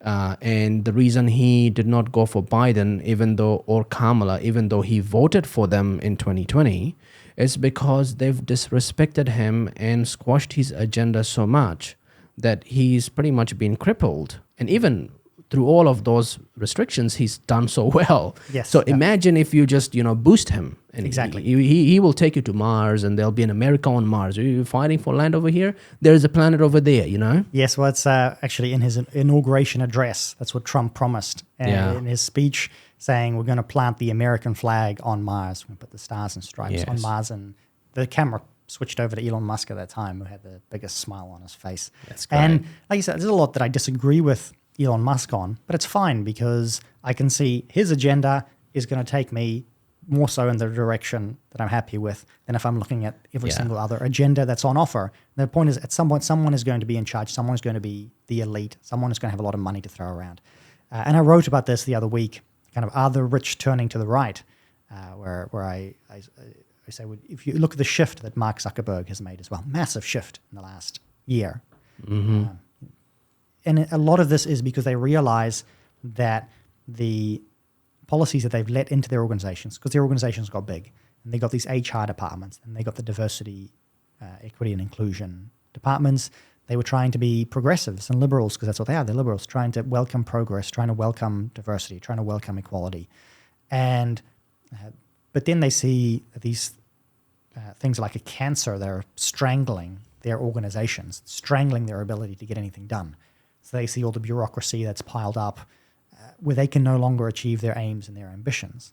And so you've got an interesting alliance between sort of the working class, between conservatives like religious people, traditionalists, and even liberals like yourself who are saying, we actually just want to be unleashed to achieve our dreams and our ambitions. And we want to be able to make true progress in a technological sense, or in either a material sense or in a spiritual sense, or we want to make progress in a patriotic sense. And we are currently being stifled, and we're currently being strangled by this woke virus, this very heavy weight that's dragging us down. And you can see it in many of these organizations that have embraced these woke policies, that they've got their rainbow flags in their pronouns, in the signatures, and in these organizations. People are just afraid, and they don't want to. They might get in trouble. They might get fired. So people haven't embraced this ideology because they love it. They've embraced it because they're afraid of it. Yeah. And this is why I think the collapse of the system. I'm not going to say it's over yet. I'm not going to say the woke is done. We've defeated the woke. Oh, it's going to be around forever, and it will come back in a different shape or form. It's almost impossible to defeat this. But in its current iteration, I think you will see that when it does fall, its fall will be quite swift, quite sudden, because people will be happy to be rid of it. And as long as it's socially acceptable to be rid of it, they'll get rid of it. So you have the same people who are waving, who are putting their pronouns in their bios or whatever, who will turn on that in an instant the moment they see the social majority has shifted. Because humans are social creatures, and we like to be part of the majority. We like to be part of the winning group. And so the moment you've made it a prestigious thing, a socially popular thing to be opposed to any particular ideology, people just switch. Yeah, I think the immediate indication of the fall of the woke ideology would be the Canadian elections, which I think Trudeau is going to lose, and there's going to be Pierre in there. It's going to be the... Well, Trudeau has already lost because he did a Jacinda. He did a Jacinda. He knew he wasn't going to make it. She knew she wasn't going to make it. Exactly. And in addition to Canada, you've got lots of shifts in Europe around this as well. Yeah, exactly. And obviously Australia elections coming up as well. So there will be like early indications that there's a shift, but of course it takes time for that shift to happen. What did you think of Elon Musk going after the Conservatives on Christmas Day with all this visa issue? It's a fun one. I actually enjoyed that happening with Elon Musk, and the fact that people were complaining about him going on a banning spree or a rampage, but I think it actually went quite well on the whole. And it's still good to see that he is willing to take all the flack. People can throw everything at him, and he'll come back and he'll pivot, he'll adjust. Like he pivoted to the Pakistani rape gang issue, the Muslim Pakistanis in the UK. Yeah. He pivoted to that issue to a large degree, I think, because of his failure on the H-1B1 visas, where he got a lot of flack. And we see the same with Vivek, who sort of stepped back from that. But you can see that people are angry and upset that something like the H-1B1 visas, which was supposed to bring in smart people into America, basically being completely abused by people who are being dishonest, by corporations who are like, oh, we can just get rid of Americans because we can just bring in foreigners for cheap. And you have all of this outrage from the working class. And I know I've had some engagements online, like with you as well, around kind of, oh, well, immigration is great because it'll make people work harder. But that is not what people want to hear when they're voters, when they're living in a nation. You want your nation to feel like a family, like you've got each other's backs. And if you've got people who are like, oh, yes, I'm going to sell out my kids for some other kids because they'll work harder, people are going to punish you for that. Yeah. Because that's not how they want to live. It's not all about, like, the country is not about the economy necessarily, where it's about where it's just purely about maximizing GDP output. Your country is a lot more than that. And having a good economy is important, yes, but making sure that the people actually feel like they're a cohesive nation, making them feel like they're an extended family, having shared customs and norms and a language, and making sure that the people don't feel like they're replaceable economic units. Like, if your economic performance isn't good enough, we're going to replace you.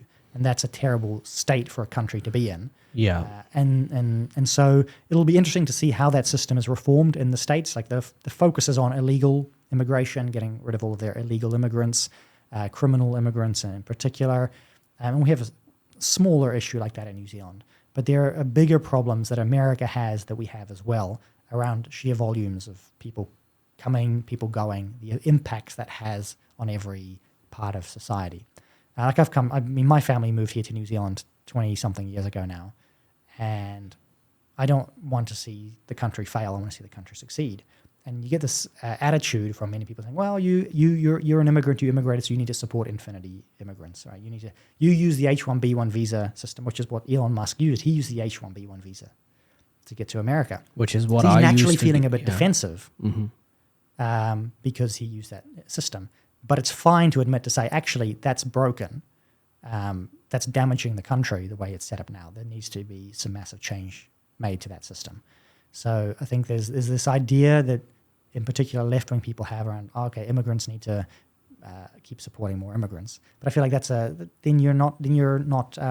Where's your loyalty to the country? Why are you not putting New Zealand first? Why are you not putting America first and saying, hey, actually, this is harming the country? And I think we're going to see, like we did get an admission from Elon Musk on that, where he said, actually, I only need some of the really smart people to come in. So we're going to have a look at the system. We're going to look at the H-1B1 visas. So I hope something happens, but it'll be quite difficult to get big changes there.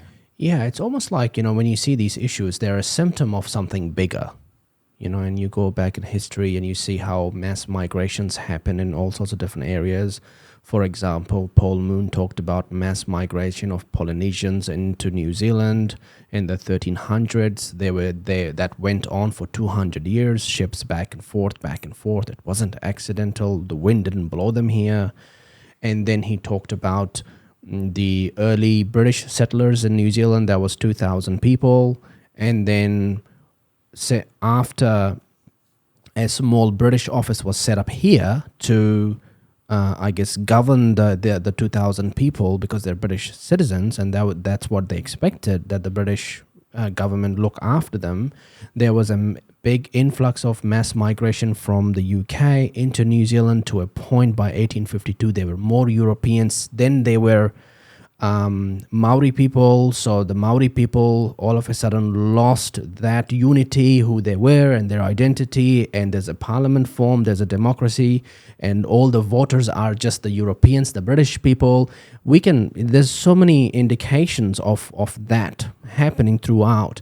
And it's... Yeah, and you think about 200 years later, we're still dealing with problems now because of something that happened 200 years ago, which involved like a mass replacement of people with other people that causes problems that you feel like that have been buried, like as we were talking about, it seemed like it was buried in New Zealand history for 100 years. It was buried for a long time. And then suddenly... It's still buried. And then suddenly it gets dug up, and as a country you have to deal with that. So these things have massive consequences. They do. For even for people hundreds of years in the future. So we have to be very, very careful with how we handle these issues. To make sure we're not actually just setting up a ticking time bomb that someone else is going to deal. Oh, it's fine. My great grandkids will deal with it. Yeah. Or if you have these people who are like, well, I don't have any kids, I don't care.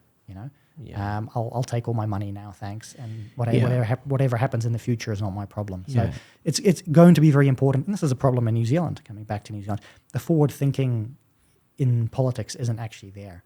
A lot of what Parliament is doing now is, what's the next election look like? What's the next 3 years look like? And there's very little, and there's some of it happening that's positive sometimes, where you see politicians who are thinking, what does New Zealand look like in 100 years? What are the actions we take today? What kind of consequences, downstream effects are they going to have on future generations? Yeah. And that's super, super important. And to me, as a conservative, that's a really important part of how I live my life and everything, is thinking about, what do I hand over to my kids? How do I sort of honor what my ancestors have done for me? How do I pass more onto my descendants? Very important part of conservative life. Yeah, and I think cultures that come out of democratic environments also contribute to this issue of immigration and immigration settings and policies. For example, in New Zealand, when we had the COVID shutdown and people couldn't come in, there was a lot of issues with hospitality jobs and fruit pickers, because Kiwis won't go and do that. It's always the, people that came outside to go do those jobs.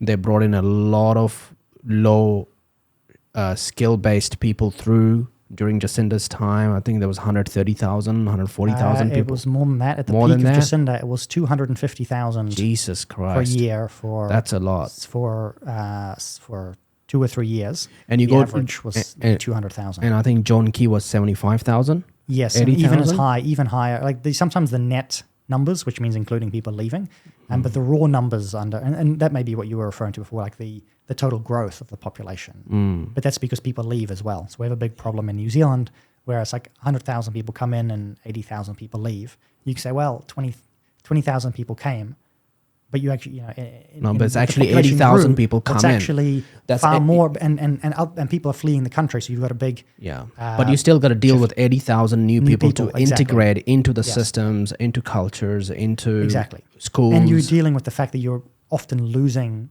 skilled New Zealanders who are leaving. So greener pastures, especially in Australia. It's one of the biggest problems that New Zealand has is basically a constant brain drain over to Australia where people are looking for greener pastures, and that makes it worse. Yeah. So every time people leave, productive people leave the country, well, that is a problem. And then you're dealing with the fact that, of course, if you're bringing in more people, especially if they're less productive, like GDP per capita in New Zealand is falling off a cliff at the moment in a large part because people who earn more money are leaving the country, people who earn less money are coming into the country. Yeah, and I think immigrants also have a contribution where someone like Elon Musk gets to the country. He's a genius. He built all these companies, and he wants to attract that kind of people.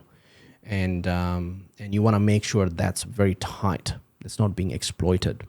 But there's a lot of people that work in that space where they're constantly trying to recruit people. I've been approached many times to move to America because there's this H-1B visa, and and they're appealing deals. It's like, why do I want to be in New Zealand when I can be over there? And what am I getting out of here? What am I getting out of there, right? So you have It's a very globalized world as well. Yeah. You feel like people don't really have roots anymore. It's easy for people to move. Yeah, I mean, you talk about patriotism, but, I've always been someone that was more interested in ecosystems where I attach my identity to. So I would be more... My mind is wired in a way that I would more associate myself to, let's say, Silicon Valley than America.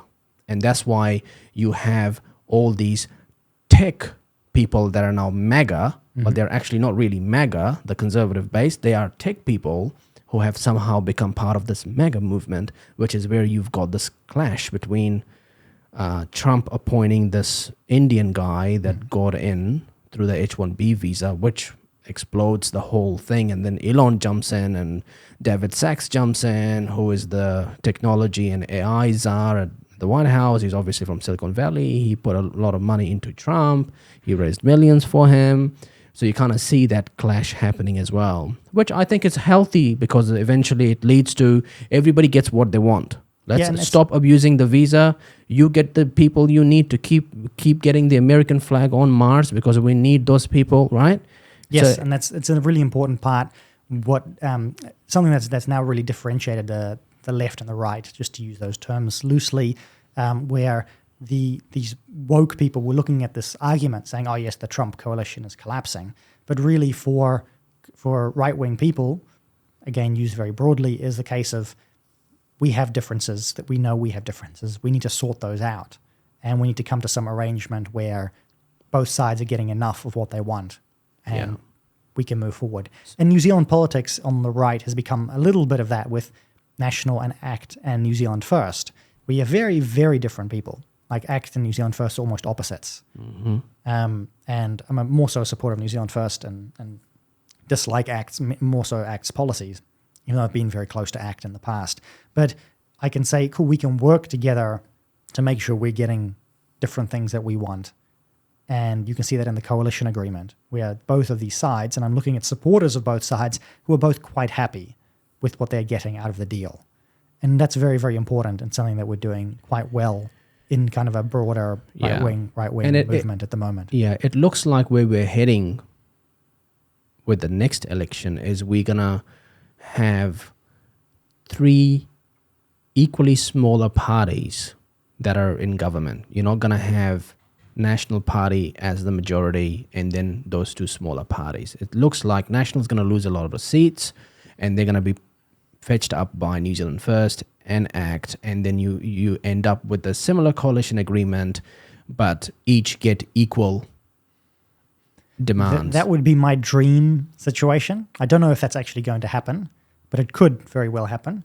But you never know what these election campaigns look like when it really gets going next year. 'Cause that's still, we're talking nearly 2 years away. A lot can happen. A lot of politics is driven by events that nobody foresees that just pop up out of nowhere. Yeah.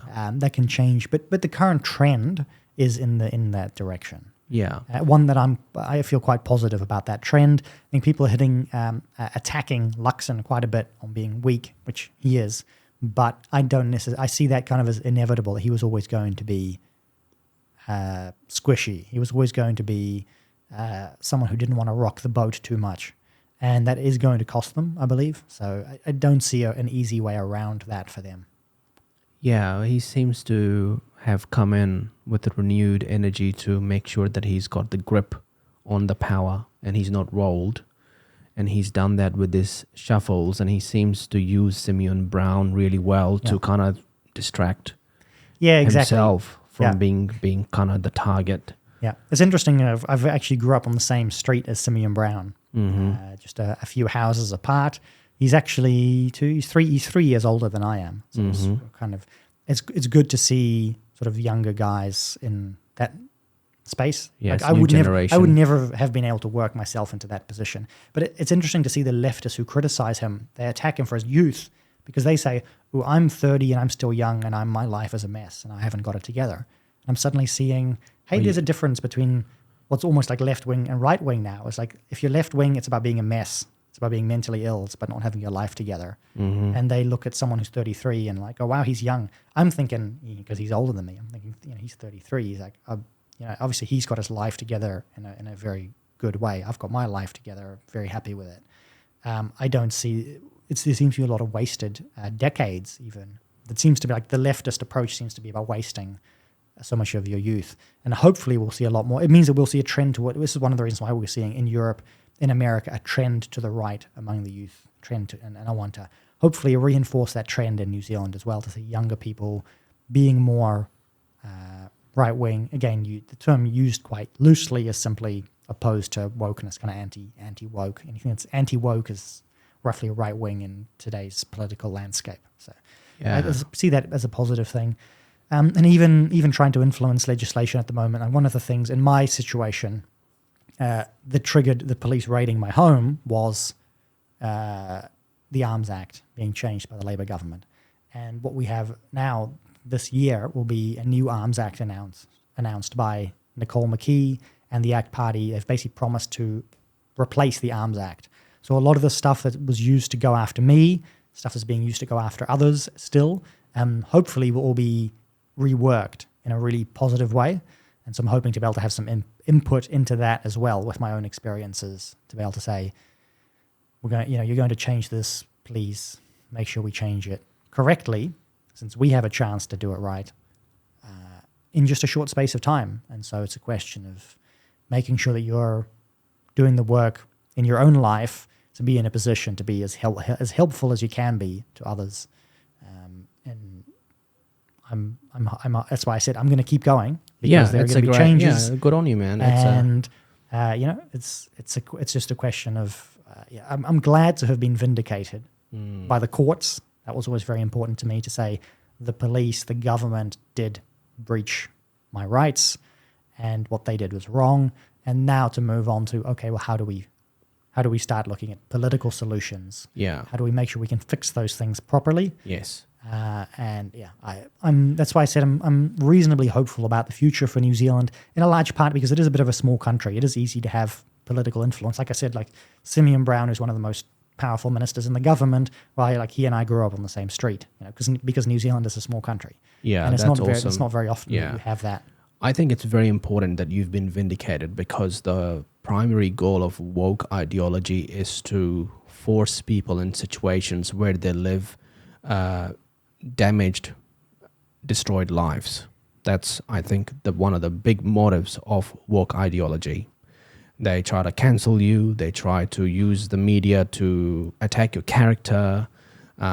They want you to have no political influence. They want you to have, no influence whatsoever. They want control over your kids. They want to decide what your child's identity should be, what kind of education they should get at school, what they should do over there. They just take your consent away. That's woke ideology in a nutshell. They do it because they want everybody who don't agree with them get attacked. And you talk about being a right wing. Imagine me as a liberal hanging out in those environments and disagreeing with them. You just go for it, And it's happened to me. They attacked my marriage. They attacked my jobs. They attacked a lot of things. And they now attack my podcast. They use every mechanism that they can.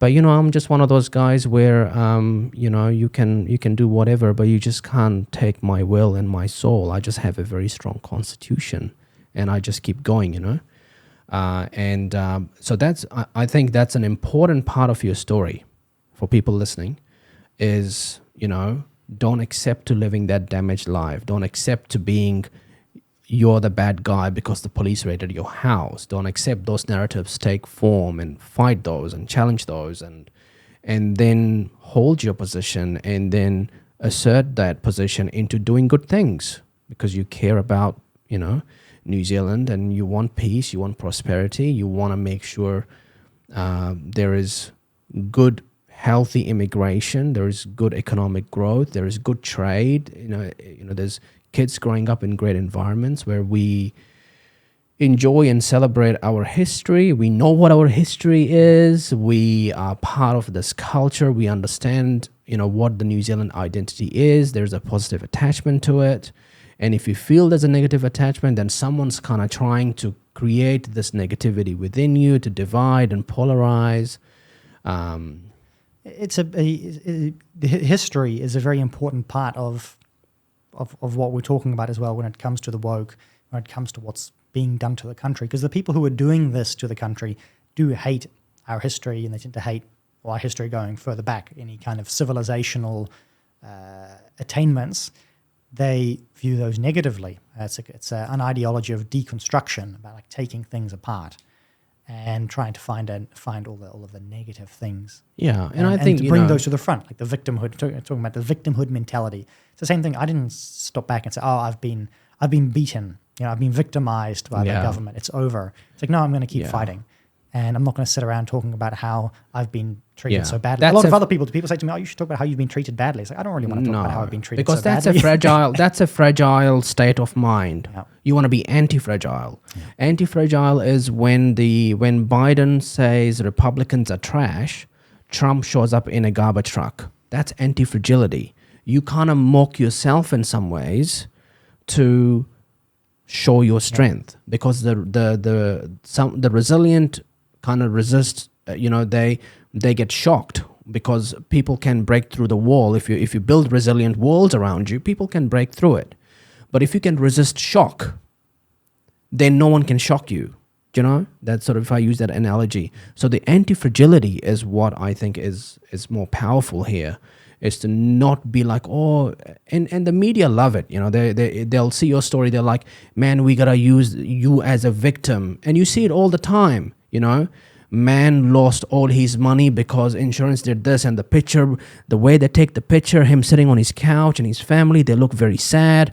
They're trying to create this victimhood propaganda that talks to that makes you feel like, oh, I want to be a victim too. And you have the same thing with in the right movement, is everybody wants to now self-cancel themselves because it's the cool trend. It's how you get attention. Right? I'm cancelled. I'm self-cancelled. It's real. And again, that to me is like a victimhood thing. I was cancelled and I was, Yeah, it's got to the point of like, okay, great, we've all been cancelled.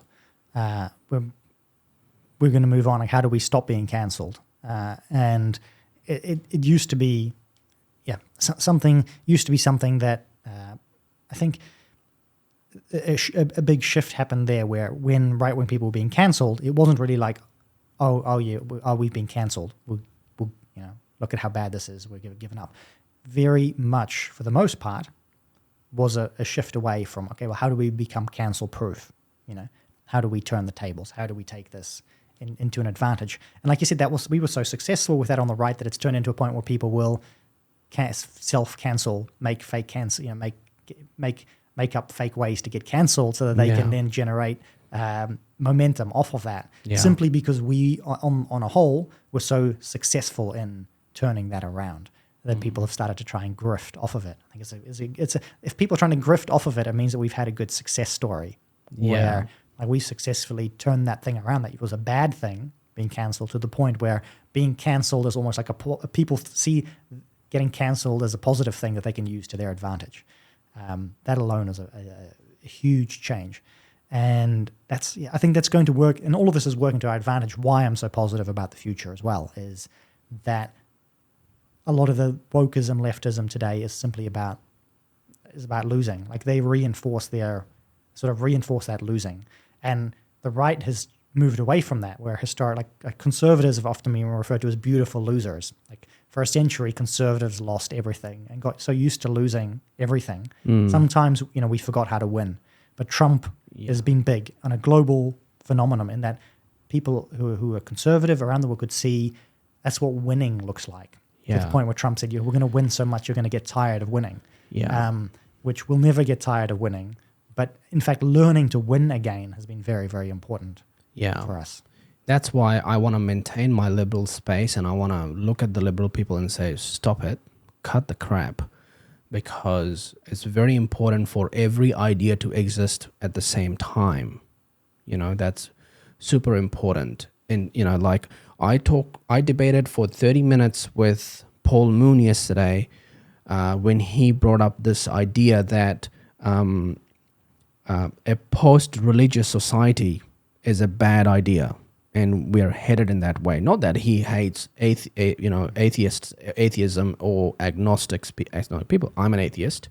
I wouldn't label myself, but I was raised as a Muslim, and I wasn't interested in God, and I questioned God in many ways, because God can either be this sort of like random creation of the universe in a material form that gives birth to life, and life gives birth to consciousness, and the consciousness spreads around the universe with the help of Elon Musk, and then you have consciousness across the universe, and the universe is alive, and that's God, an ecosystem of God, in a decentralized fashion. Or God is this like moral governor. It's a governance of morality, and everybody has to keep themselves in check.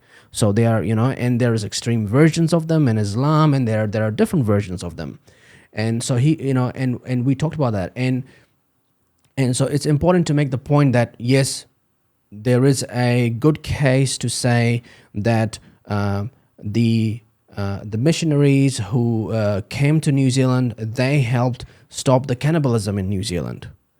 It's a good thing to say that Christianity was helpful in creating democracy that we enjoy today.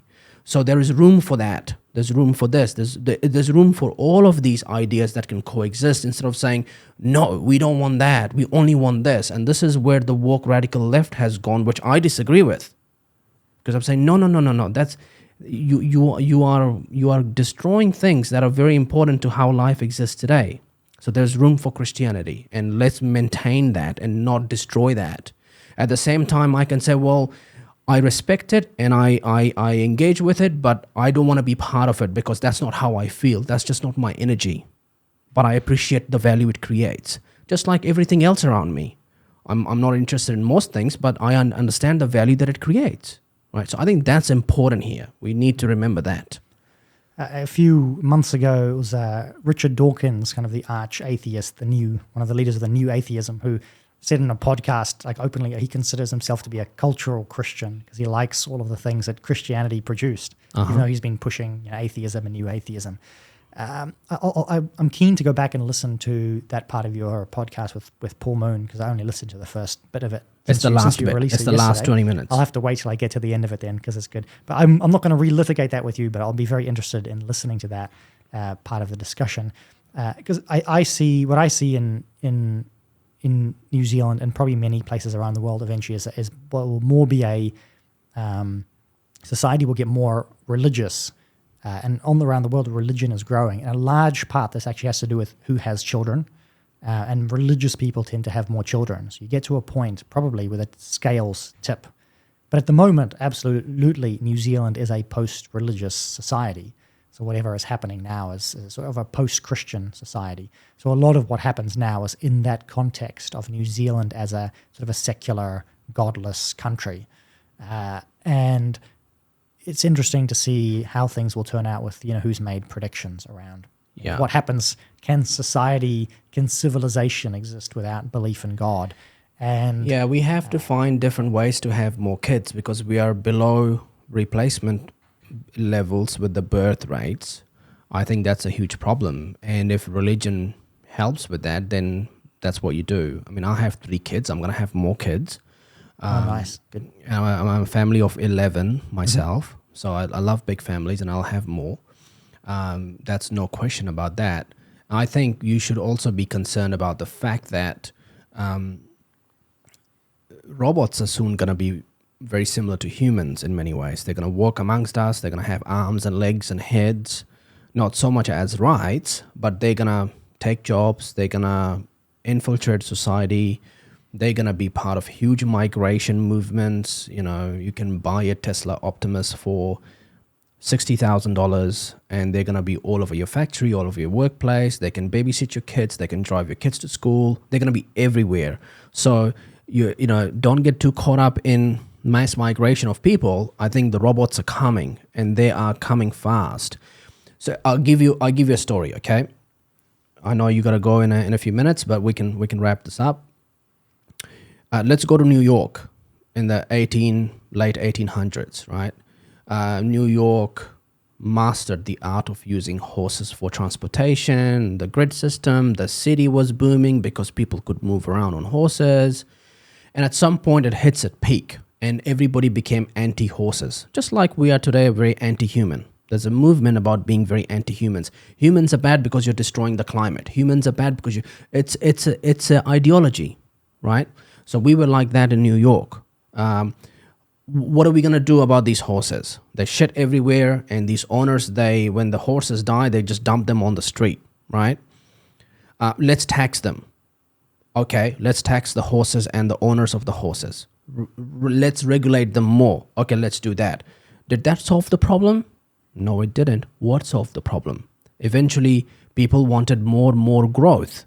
They wanted more materialistic growth, better lifestyles, better standards of living. Somebody comes along with the name of Henry Ford. What does it do? He doesn't create a faster horse that doesn't shit forever. He creates a car, an electronic motor with wheels. And then everybody goes, wow, that's what we want. So over here, we're all sitting and going, we got to bring religion back so we can have more kids. Okay, great. We gotta give people more money so they can have more kids. Okay, great. Maybe a little bit of UBI income. Maybe this, maybe that. Great. The robots are over there. Elon Musk is sitting and going, well, you know what? If we use the resources of the earth in a very smart way, where majority of the earth's population today lives on 3% of land, and we create this fake idea that, there's too many people on the earth. But actually, if we maximize the resources really well and efficiently and sustainably, we can have 30 billion on the world. But let's not have 30 humans on the world. We're going to have 10 billion humans. We're going to control that growth rate at that point, and we're going to have 20 billion robots. And for each human, there's 2 robots. That's what he's creating. That's the world he wants. So the robots are coming. And there will be huge arguments about, do we regulate the robots? You talk about Simeon Brown, and one of the beef that I have with him that I always give him shit about on X is that why don't we have self-driving cars in New Zealand? What's the problem? I know you want to go fix potholes. Cool. I want to see cars driving themselves. Now, why is it illegal in New Zealand to do that? New Zealand is known and has been known for a very long time to be a environment that adopted technology much faster, So he doesn't talk about that, and we are missing out from this world of autonomous cars and how they can fix. I mean, the whole point of autonomous cars is to reduce accidents. So we talk about, the cars are going faster and they're going to kill people, and look at how many people died during summer, right? So I think that's also something that should be taken into account. And obviously Elon is not someone that's very progressive in that. He thinks AI needs to be regulated, and it's very woke, very dangerous. ChatGPT once was asked, is it okay to start a nuclear war or misgender Caitlyn Jenner? And ChatGPT said, well, there's absolutely no way you can misgender Caitlyn Jenner because that's a no-no. So let's start a nuclear war. So if technology is woke and it has ultimate power and access to nuclear weapons, then they are gonna, at some point, have a maximal truth that we need to initiate the nuclear weapons across that group of people because they're misgendering all these men who should be called as women, but they're calling them as men. So we got to go destroy that group of people, right? But I think that conservative, cautious approach is good, but we also got to keep up with the pace of change, and we got to kind of learn ways that everything kind of can integrate in a sophistication fashion together. I think the future is going to look quite different to anything that any one of us can predict. So the simply making predictions about the future, of course, is very, very difficult to get right. But it's interesting to have these ideas about what the future could look like because of all the, as you mentioned, all the technology that we have, the problems that we have. The New York example that you gave, I think I remember reading a story about that once where somebody was trying to calculate how much horse manure they would have, and like the entire city would be buried under horse manure at one point because you could just extrapolate out the increase in horses. Yeah. Like, how do we fix that problem? The answer is, of course, then as you pointed out, they never did fix that problem because they didn't need to fix that problem. So there's a mix of things where we do need to think about the problems that we potentially would face in the future that might be real. We understand, of course, that those might never materialize because of technological changes. At the same time, we shouldn't plan too much for possible technological changes. Like if you asked anybody in the 70s, in the year 2000, would we have flying cars? They'd all say, yes, we're going to have flying cars. Like imagine if we had planned civilization around having flying cars, because that specific thing didn't really happen. Of course, we've got lots of other things. So great to have these ideas of what the future might look like, but in the end, we sort of have to deal with what we have. We play the cards that we've got, and we sort of deal with the trends that are in front of us. And I used to be very much more like, we need to increase the population no matter the cost. If the population decreases, that would be very, very bad. But I've realized more recently that is incorrect, and that the population doesn't have to increase. And we've probably got to the point where the population won't increase and can't increase. But I think the shrinking population will look different than what we think it might. In terms of if religion being the example, if we look at the numbers, hey, it's very possible that the shrinking population will be more religious, whether or not anybody does anything about it. Just as an interesting fact. That may happen, it may not happen. Yeah. But people making predictions then about, say, the disappearance of religion, good luck with that. Yeah. And so, but again, if you're making a prediction, hey, the future is going to be entirely religious, that's a difficult... it seems unlikely to me that might happen, but it's a possible future. Yeah, and I think the positive thing about Elon Musk is that he's human first, he's humanity first, and so his approach to AI is make sure it enables humans. He's also aware that the AI brain is a machine brain, so it works much more faster than a human brain. So he has this idea of human-machine symbiosis, which means we have to be careful as well with when we talk about AI and machines as well, as they are only really as good as their programmers. I work as a programmer most of the time, and a lot of that is I realize, the people don't necessarily make that connection. But what does the morality of the machine have? Well, the morality of the machine is what I program. Exactly. And so people are worried about things like, ChatGPT is woke. So ChatGPT isn't anything. It's the humans, the programmers are creating woke. it. Yeah, the people who are creating the policies behind these answers that ChatGPT is given, and so that can be, of course, interesting. And this comes in with self-driving cars. I think we should have self-driving cars in New Zealand as well. But there's some interesting questions that haven't been answered. Is like, who is morally culpable if a self-driving car kills someone? Is it the car can't be morally culpable, but is the person who programmed those? What about the programmer? making those moral decisions. Because if I'm programming the self-driving car, I have to program it to make moral decisions. These are very important questions that are being worked on at the moment, that are being answered. And like you said, sometimes we get too afraid of technology. I'm very much more of like a adopt the technology approach as well. But I understand people who are scared of the technology. Like, I don't really blame the Luddites that much. It sort of died out, but the Luddites who are opposed to technology because of all the harmful effects they would have on the labor market and the way people would live their lives, well, their fears were for the most part correct, because the things that they predicted would happen in terms of how society changed, those things did happen. But it wasn't like apocalyptic. Right? They were wrong about it ending civilization. Civilization changed in a very dramatic way. It did. And it likely will again. I think in our lifetimes, we will see a dramatic shift in civilization on the way that industrialization had. We will see, I don't think somebody living just before industrialization could truly imagine what effect that would have. Yeah, I remember being a teenager, I was obsessed with industrialized societies. The Industrial Revolution in the UK, the creation of the car, how it just shifted society. And so I'm very fascinated what an industrialized society looks like with AI amongst us, which is very exciting, and we should continue that conversation because you need to shoot. I do need to go. Thank you very much. Go. And thanks for coming. Just quickly, tell us your social accounts where people can find you and your content and the work you do. So I mostly write or republish writing that I do at rightminds.nz. That's been my website, my think tank, the very thing that got me into trouble with the New Zealand government, made me an enemy of the state. That's where I started. Most of my posting every day I do would be on X. And you can find me at rightmindsnz, or just type my name, Dieuwe De Boer, into the search bar. That's a bit more difficult to spell, Dieuwe. It's an old Frisian name, an old Germanic name, in case anybody's wondering. And the other place I've mentioned already that I write for goodoil.news. So if you have got a subscription there, RCR as well, Reality Check Radio. I'm a contributor there, and I work with a few other people in the independent media space as well. But that's it. Come and check me out on X, or find me on Telegram would be the other place if you would like to message me directly. And thank you very much again for having me on, and keen to talk about, we actually covered a lot of different subjects. I'm always happy to chat. I have ideas about everything. It's one of the things in being a political commentator, being involved in politics a little bit.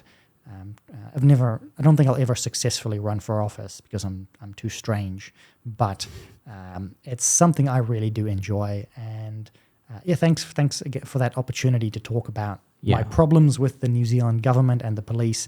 If people have more questions or want to hear more details about that, I'm happy to kind of revisit that at any stage as well to anyone who might be interested. Yeah, man, I appreciate it, and I'll definitely bring you back and we can have more conversations, not a problem. I think the part of my show is to not have guests as a one-off and have people to come in regularly. So I'll definitely be in touch with you when I'm back next, and we can do some more.